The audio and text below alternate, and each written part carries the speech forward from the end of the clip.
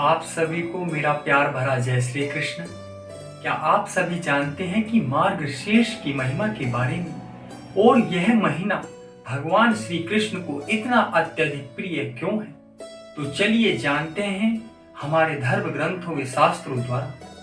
तो मार्गशीर्ष हिंदू धर्म का 9वां महीना है और इस महीने को अगहन नाम से भी जानते हैं, जो इस वर्ष 16 नवंबर से आरंभ हो रहा है।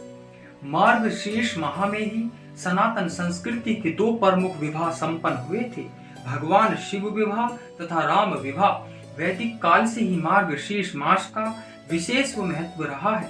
श्रीमद् भगवद गीता में भगवान श्री कृष्ण स्वयं कहते हैं, मासानाम मार्गशीर्षो अहम नक्षत्राणाम तथा विजीत, अर्थात मैं महीनों में मार्गशीर्ष और नक्षत्रों में अभिजीत हूँ।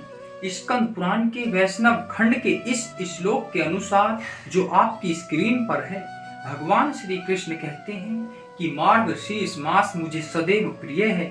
जो मनुष्य प्रातःकाल उठकर मार्गशीर्ष मास में विधि पूर्वक स्नान करता है, उस पर संतुष्ट होकर मैं अपने आप को भी उसे समर्पित कर देता हूँ। महाभारत अनुशासन पर्व के अध्याय 106 के इस श्लोक के अनुसार, जो आपकी स्क्रीन पर है, यानी जो मार्गशीर्ष मास को एक समय भोजन करके बिताता है और अपनी शक्ति के अनुसार ब्राह्मण को भोजन कराता है, वह रोग और पापों से मुक्त हो जाता है। मार्गशीर्ष मास में उपवास करने से मनुष्य दूसरे जन्म में रोग रहित और बलवान होता है और वह बहुत धन धान्य से संपन्न होता है। शिव पुराण विश्वेश्वर संहिता के अनुसार मार्गशीर्ष में अन्नदान का सर्वाधिक महत्व है। मार्गशीर्ष से अन्नदास्यैव सर्वमिष्टं फलं भवेत्, पाप क्षयं चेष्ट सिद्धिं चारोग्यम धर्ममेव च।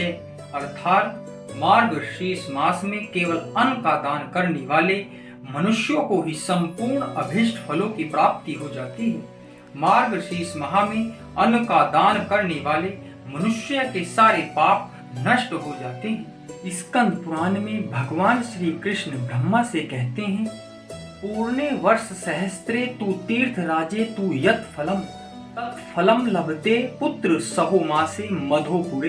अर्थात तीर्थ राज प्रयाग में 1000 वर्ष तक निवास करने से जो फल प्राप्त होता है, वह मथुरापुरी में केवल अगहन मार्गशीर्ष मास में निवास करने से मिल जाता है। अब बात करते हैं कि मार्गशीर्ष मास में हमें क्या करना चाहिए। तो अगहन मार्गशीर्ष मास में भगवान विष्णु जी स्वयं बता रहे हैं ब्रह्मा जी को कि उनकी पूजा कैसे करनी चाहिए। तो आपको पूरे मार्गशीर्ष मास में भगवान श्री कृष्ण की पूजा रोज इसी प्रकार से करनी चाहिए। ये पूजन विधि स्कंद पुराण में जैसे स्वयं हरि विष्णु जी ब्रह्मा जी से बता रहे हैं। तो सबसे पहले आप पर भगवान विष्णु जी की मूर्ति हो या लड्डू गोपाल जी की मूर्ति रख ले।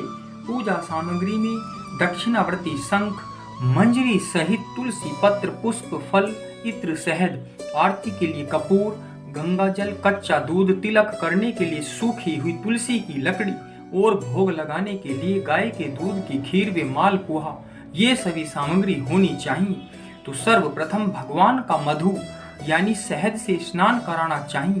तो भगवान कहते हैं कि जो मेरा मधु से स्नान कराता है, वह मार्गशीर्ष मास में वह स्वर्ग लोक को जाता है और वापस जब पृथ्वी लोक पर उसका जन्म होता है, तो वह राजा के रूप में जन्म लेता है, यानी वह धन और संपत्ति से संपन्न होता है।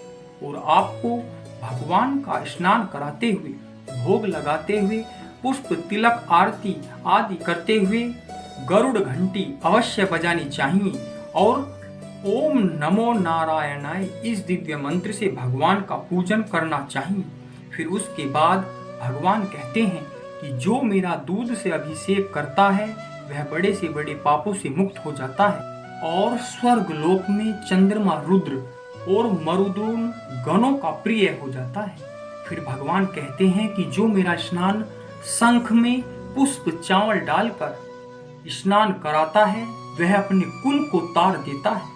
और भगवान आगे कहते हैं कि जो भक्त स्नान कराते हुए शंख की ध्वनि करता है, यानी शंख बजाता है और अभिषेक करता जाता है, तो उसके पितर स्वर्ग लोक में प्रतिष्ठित होते हैं। भगवान कहते हैं कि एक एक पूजा उपचार में घंटी अवश्य बजाए।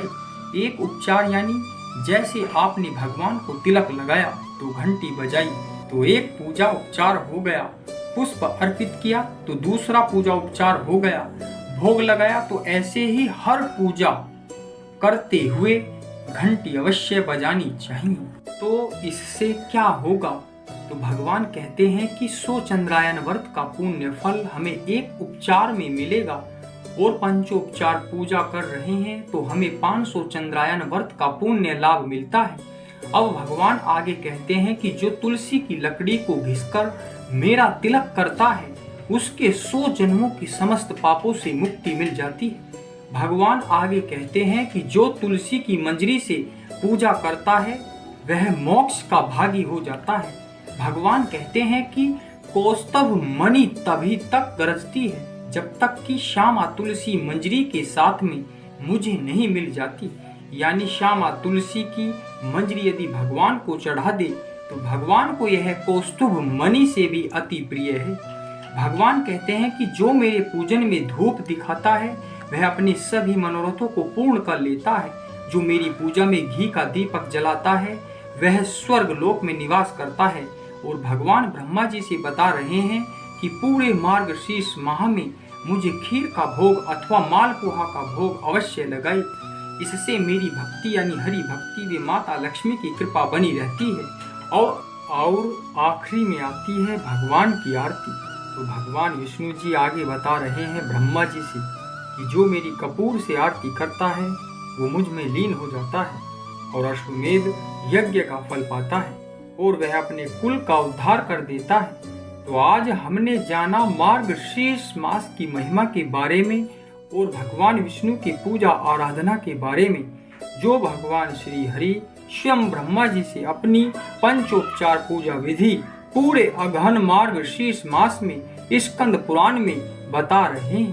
तो हम सभी को इस विधि से भगवान केशव की पूरे मार्गशीर्ष मास में पूजा अर्चना करनी चाहिए, जिससे हम सभी पर श्री हरि की कृपा बनी रहे।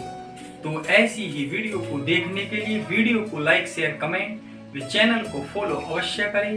धन्यवाद। हरि बोल।